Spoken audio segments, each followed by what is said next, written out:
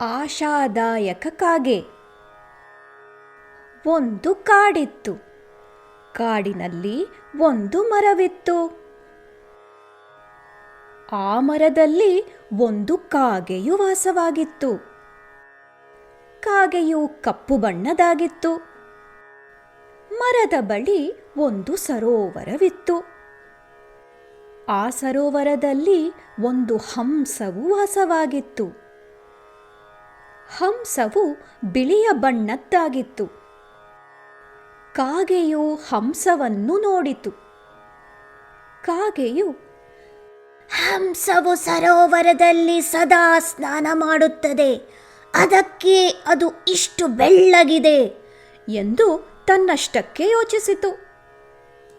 ಕಾಗೆಯೂ ಕೂಡ ಸರೋವರದಲ್ಲಿ ಸ್ನಾನ ಮಾಡಿತು.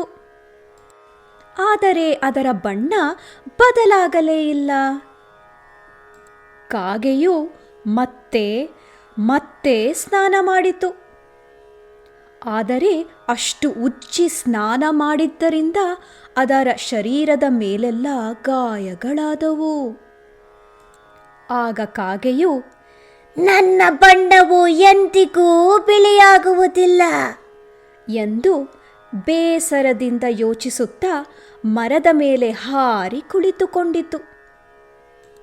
ನೀತಿ: ಅನುಕರಣೆಯಲ್ಲಿ ಯಶಸ್ವಿಯಾಗುವುದಕ್ಕಿಂತ ಸ್ವಂತಿಕೆಯಲ್ಲಿ ವಿಫಲವಾಗುವುದು ಉತ್ತಮ. ಕನ್ನಡದಲ್ಲಿ ಸಾವಿರಾರು ವಿಡಿಯೋ ಚಿತ್ರಕಥೆಗಳು, ಆಡಿಯೋ ಪುಸ್ತಕಗಳು ಮತ್ತು ಕಥೆ ಪುಸ್ತಕಗಳ ಸಂಗ್ರಹಕ್ಕಾಗಿ ಗುರುಕುಲ.comಗೆ ಭೇಟಿ ನೀಡಿ.